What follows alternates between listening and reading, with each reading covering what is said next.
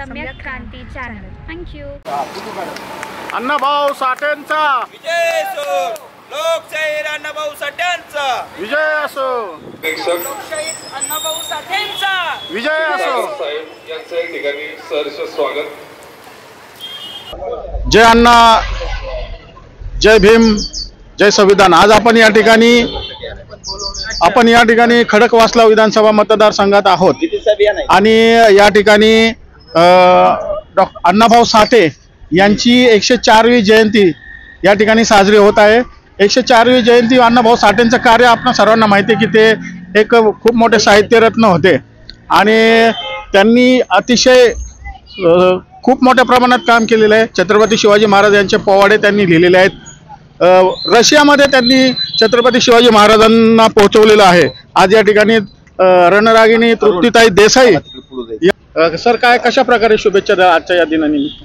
फक्त मी आज अण्णाभाऊ साठेंचे जी काही जयंती आहे 104वी, त्या जयंतीच्या अनुषंगाने मी सर्व बांधवांना एवढंच सांगू इच्छितो की अण्णाभाऊंनी ज्या पद्धतीनं संघर्ष केला आणि पुढे आले, त्यांनी जो आदर्श घालून दिलेला आहे त्या आदर्शाच्या मार्गावर चालावं प्रत्येकाने. आता हे जे काही समाजामध्ये वेगवेगळ्या पद्धतीनं हे करण्याचं चालू आहे, जयंती साजऱ्या करणं, तर त्या सर्व गोष्टीवर लक्ष द्यावं. अनावश्यक खर्च टाळावा. डीजे वगैरे ह्या गोष्टींचा वापर करू नये. शिक्षणावर जास्तीत जास्त भर दिला पाहिजे. आपण हा जो काही खर्च करतो, हा सर्व खर्च आपण आपल्या समाजातील मुलांना शिक्षणाच्या ह्याच्यातून कसं पुढे आणता येईल यासाठी तो खर्च करावा, अशी माझी एक अपेक्षा आहे. आजच्या या दिनानिमित्त मी एवढ्या शुभेच्छा देऊ इच्छितो आणि शांततेनं सर्व कार्यक्रम पार पाडतील अशी एक अपेक्षा व्यक्त करतो. जय हिंद. लोकशाहीर अण्णाभाऊ साठेंचा. या ठिकाणी अरुण अण्णा गायकवाड यांच्यातर्फे ह्या जयंतीचा खूप मोठा उत्सव साजरा केला जातो आणि एक प्रबोधनात्मक त्यांनी ताईंना या ठिकाणी निमंत्रित केलेलं आहे आणि त्यांचे जे काही विचार आहेत ते अतिशय पूर्ण महाराष्ट्रात, पूर्ण देशात आपल्या सर्वांना माहिती आहे. ताईंचा जो संघर्ष आहे, ताई आजच्या या दिनानिमित्त 104वी जयंती आहे, त्या दिनानिमित्त काय सांगायला आणि अरुण भाऊच्या कार्याबद्दल काय? आज अण्णाभाऊ साठेंची जयंती. आज आपण बघतोय की पुण्यात सगळीकडेच उत्साह आहे. म्हणजे अगदी मी आता स्वारगेटच्या इथून आले, तिथे अण्णाभाऊंचा पुतळा आहे आणि अगदी तो परिसर इतका फुलून गेलेला आहे.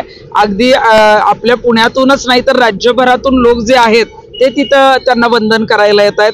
आपल्या राज्यातच नाही, आपल्या देशातच नाही तर परदेशात सुद्धा अण्णाभाऊंची फार मोठी ख्याती आहे. नुकतेच जे आहे ते रशियामध्ये त्यांचा पुतळ्याचं जे आहे ते अनावरण आपल्या उपमुख्यमंत्री आणि गृहमंत्री जे देवेंद्रजी फडणवीस आहेत यांच्या हस्ते झालं. त्यांनी जे साहित्य लिहिलं त्याची जी आहे ती छाप अजूनही परदेशात सुद्धा आहे आणि मला वाटतंय की अण्णाभाऊंचं जे कार्य आहे, अण्णाभाऊंनी जी शिकवण दिली त्याची अंमलबजावणी जी आहे ती आता आपण करणं गरजेचं आहे. आज जयंतीच्या निमित्तानं फक्त घोषणा देऊन किंवा मिरवणुका काढून उपयोग नाही, तर अण्णाभाऊंनी जी शिकवण दिली आहे ती जर आचरणात आणली तर खऱ्या अर्थाने त्यांची जयंती साजरी केल्याचं जे आहे ते मला वाटते की छान वाटेल.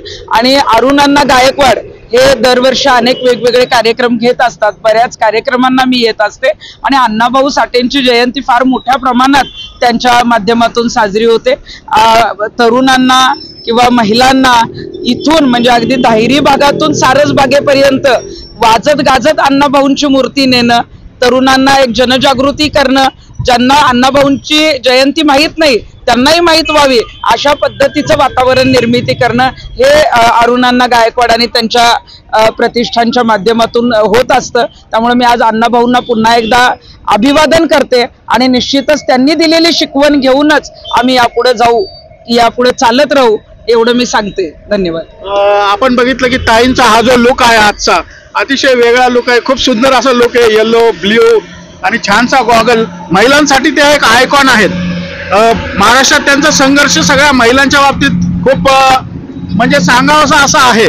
तर महिलांना तुम्ही काय संदेश द्याल या आजच्या दिनाने? मी महिलांना आवर्जून सांगेन की अण्णाभाऊ साठे असतील किंवा डॉक्टर बाबासाहेब आंबेडकर असतील, या सगळ्यांनी जो काही त्या साहित्यामध्ये जे काही महिलांचे हक्क अधिकार लिहिले किंवा जो काही दुजाभाव भेदभाव करू नये याबद्दल जे लिहिलं गेलं किंवा संविधानाच्या समानतेच्या अधिकारामुळे आज महिलांना जे काही अधिकार मिळालेले आहेत, तर महिलांनी जे आहे अशा जे कोणी साहित्य महापुरुष आहेत अशांची जयंती घेण्यास सुद्धा पुढाकार घेणं गरजेचं आहे.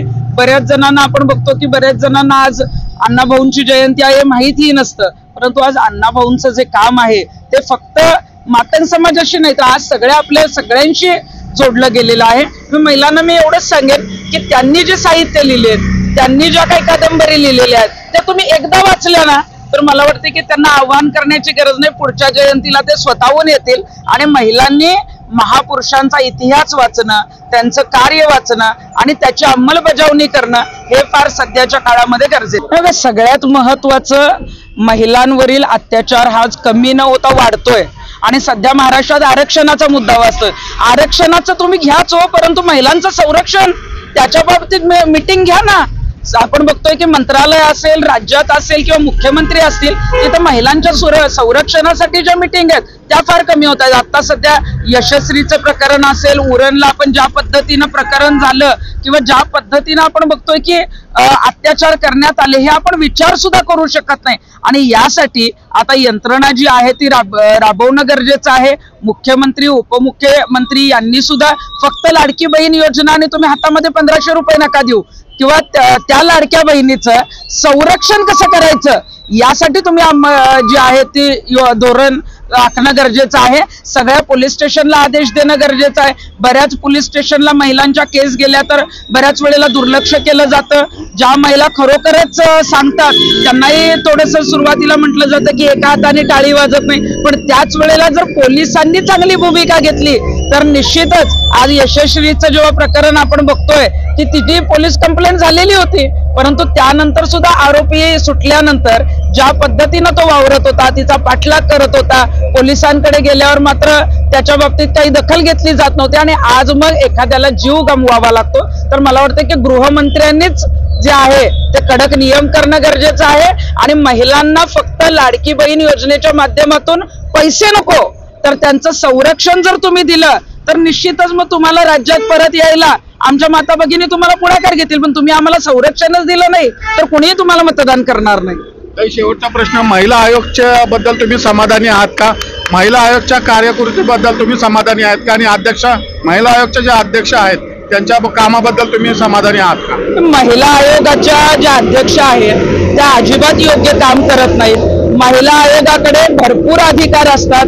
आपण बघतोय की प्रत्येक ठिकाणी कुठेही SP असतील, सगळी यंत्रणा जी आहे ती त्यांच्या मागे असते, पण ज्या पद्धतीनं महिला आयोगाचं काम पाहिजे त्या पद्धतीनं नाही. त्यामुळे माझी मुख्यमंत्री आणि गृहमंत्र्यांना विनंती आहे की तातडीनं महिला आयोगाच्या अध्यक्ष या बदला आणि ज्या अध्यक्ष तुम्ही कराल ना त्या कुठल्याही पक्षाशी संबंधित ठेवू नका, जेणेकरून महिलांना न्याय मिळेल. धन्यवाद. अण्णा काय पाटील सर, आज अण्णाभाऊ साठे यांची 104वी जयंती आहे. तुम्ही या जयंतीनिमित्त कशा प्रकारे शुभेच्छा कराल आणि काय सांगाल सगळ्या समाजाला, काय संदेश द्याल? आज खडकवासला विधानसभेचे उमेदवार आणि प्रभारी पुण्याचे अरुणभाई आहेत आपले, तर ह्यांच्या कार्यक्रमाच्या निमित्त उपस्थित आमच्या राष्ट्रीय मराठा पार्टीचे उपाध्यक्ष परमेश्वर देशमुख, हिंदुस्थान स्वराज पार्टीचे अध्यक्ष पंडितजी, आमच्या ताई व सर्व उपस्थित आज साहित्य रत्न आणि लोकशाहीर अण्णाभाऊ साठे यांच्या जयंतीनिमित्त आपण सर्व उपस्थित आहात. ह्या निमित्तानं राष्ट्रीय मराठा पार्टीच्या अध्यक्षांना त्यानं मी अगोदर जयंतीच्या निमित्तानं मी विनम्र अभिवादन करतोय. आणि अण्णाभाऊ साठे जयंतीच्या निमित्तानं आपल्याला एक असं सांगायचं शासनाला की लोकशाहीर अण्णाभाऊ साठे एक महामंडळ आहे.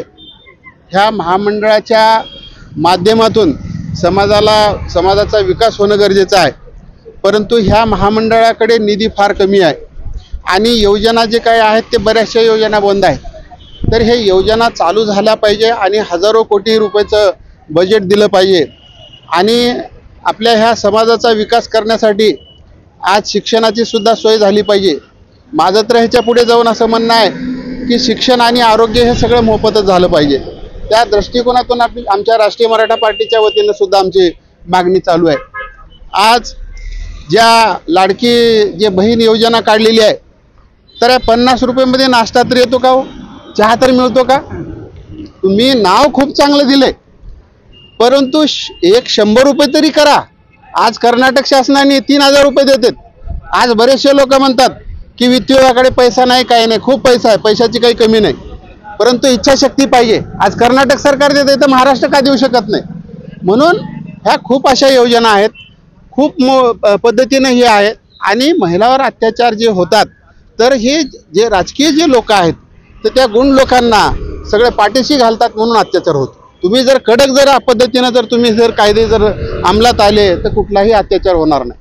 काय ह्या निमित्ताने मी सांगू शकतो. धन्यवाद. सर, मराठा आरक्षण आणि ओबीसी आरक्षणचा हा विषय चर्चेचा आहे, तर या आरक्षणाच्या बाबतीत आपण काय सांगाल? आरक्षणाच्या बाबतीत काय आपली भूमिका काय आहे? तुम्हाला मी एकच सांगतो साहेब, की ओबीसी जे काही आरक्षण दिलेलं आहे ते मराठ्याचं सगळं जे 14% आहे ते आरक्षण जास्तीचं दिलेलं आहे. आणि आमचे मराठा मुख्यमंत्री होते तर त्याच्यामध्ये मंडल आयोगामध्ये स्पष्ट लिहिलेलं होतं की बाबा 10% द्या, 12% द्या, आणि 14% मराठा समाजाचं आरक्षण हे पूर्ण देऊन टाकलेलं आहे. कोणी आला की तिथं आयोग नाही, काही नाही, त्याला देऊन टाकलं. आणि आता हे पूर्ण जागा भरलेल्या आहेत आणि ह्या जागेवरून आता उठायला तयार नाही कोणी. मूळ ही अडचण झालेली आहे. आमच्या मराठा समाजाच्या मुख्यमंत्र्यांनी हे चूक केलेली आहे काय, आणि त्यांची चूक ही आता आपल्याला ह्याच्या समोर येत आहे. म्हणून ह्याच्यामध्ये एकच तोडगा आहे, मराठा समाजाचे जे काही आरक्षण आहे ते दिलं पाहिजे. अन्यथा राज्य तुम्हाला केंद्रामध्ये सुद्धा सरकार आहे तर त्याच्यामध्ये जे काही 50% जी मर्यादा आहे ती वाढवा ना तुम्ही. साधी गोष्ट आहे, याच्यामध्ये न समजण्यासारखं काही नाही. लहान मुलाला सुद्धा कळतंय, परंतु यांना करायचं नाही मुद्दाम. हे फक्त असंच भांडणं लावून यांना राजकारण करायचं आहे, मतं घ्यायची, हा उद्देश आहे यांचा, दुसरा उद्देशच नाही. अण्णाभाऊ साठेंची जयंती आहे, तर एससी समाजासाठीचं जे आरक्षण आहे त्याची अंमलबजावणी व्यवस्थित होत नाही, त्याबद्दल तुमचं काय मत आहे? माझं तर आपल्याला आम्ही सध्या तीच गाडी चर्चा केली आम्ही की आज 5 वर्षाचं आरक्षण होतं, 10 वर्ष ठेवलं, आज 75 वर्ष झाली तरी झोपडपट्टीतल्या गोरगरिबाला आणखी आरक्षणाचा लाभ 1% सुद्धा मिळाला नाही काय. म्हणून हे वंचित आहेत. तर ह्यांचं आरक्षणाच्या ह्याच्यासाठी आपल्याला म्हणजे जे चालू ठेवलं पाहिजे, आणखी त्याच्या जास्तीत जास्त सुविधा झाल्या पाहिजे. शिक्षणामध्ये, नोकरीमध्ये सगळ्या सवलती मिळाल्या पाहिजे, हॉस्टेल तयार झाले पाहिजे. मी तर आपल्याला मी सांगेन की आपले जे बडोले साहेब होते आणि आपले दिलीप कांबळे साहेब होते त्यावेळेस मी स्वतः त्यांना म्हणालो की बाबा जर हॉस्टेल आहेत 100 मुलाचं हॉस्टेल आहे, तर समजा 101 जर मुलगा जर गेला तो शिक्षणापासून वंचित राहील ना. म्हणून डॉक्टर बाबासाहेब आंबेडकर स्वधार योजना आम्ही चालू करायला सांगितली आणि 48 ते 60 हजार रुपये जर समजा त्या विद्यार्थ्याला जर तिथं प्रवेश न मिळाला हॉस्टेलमध्ये तर त्यांना राहण्यासाठी 48 ते 60 हजार रुपये वर्षाला मिळतील. ही योजना चालू केलेली आहे. आणि हे जर कोणाला माहीत नसेल तर आम्ही या कॅलेंडरच्या माध्यमातून, सभेच्या माध्यमातून सगळ्याला सांगतो की बा हे योजनेचा तुम्ही लाभ घ्या. अरुणांना, आपण कशा प्रकारे या अण्णाभाऊ साठेची जयंती एवढ्या मोठ्या प्रमाणात साजरी करत आहात? मला असं वाटतं की महाराष्ट्रातील ही सगळ्यात मोठी जयंती पुढे या ठिकाणी साजरी होत आहे.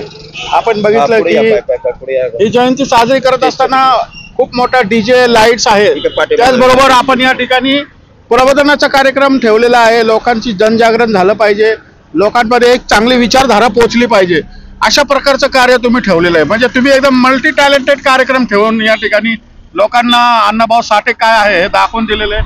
तुम्ही पुतळा पण या ठिकाणी स्वतः बनवलेला आहे. खूप सुंदर असा कार्यक्रम केलेला आहे, या ठिकाणी आयोजित केलेला आहे. काय सांगाल या जयंतीनिमित्त?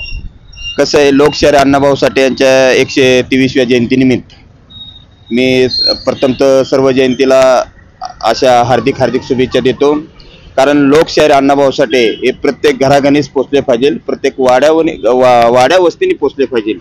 आणि अण्णाभाऊ काय साठे आहेत हे 1.5 दिवसाची शाळा शिकणारे माणूस आज महान पुरुष झालेले आहेत. त्यामुळे समाजाला कुठंतरी स्थान मिळालं पाहिजे. ह्याच्यामुळे हे प्रत्येक गल्लीबोळाने सुद्धा ही महाराष्ट्रामध्ये जयंती व्हावं अशा शुभेच्छा देतो. या ठिकाणी थांबतो. जय हिंद, जय भारत, जय भीम. अण्णाभाऊ साठ्यांचा डॉक्टर बाबासाहेब आंबेडकरांचा, छत्रपती शिवाजी महाराजांचा. तृप्तिताई देसाई, आप आगे बढ़ो, हम तुम्हारे साथ हैं. तृप्तिताई देसाई आगे बढ़ो, हम तुम्हारे साथ हैं. अरुणांना गायकवाड, आप आगे बढ़ो. महाराष्ट्राच्या सुप्रसिद्ध गायिका गायत्रीताई शेलार यांचं या ठिकाणी आगमन झालेलं आहे. त्यांनी कामात काम काढून त्यांनी वेळ दिला आपल्याला. तसेच आमच्या भूमाता ब्रिगेडच्या संस्थापक अध्यक्ष देसाई या पद्धतीने माझ्या कार्यक्रमात आल्यानंतर तसेच आमच्या ताईंना प्रसिद्ध करण्यासाठी गायत्रीताई शेलारला या ठिकाणी मी त्यांना बोलवण्यात आलेलं आहे. आपण त्यांची या ठिकाणी खूप माहिती घेईल. सर्व या ठिकाणी सांगतो जय भारत जय भीम. तृप्तीताई देसाई करतील. टाळ्या वाजवा. प्रसिद्ध गायिका माननीय गायत्रीताई शेलार यांचा सत्कार माननीय तृप्तीताई देसाई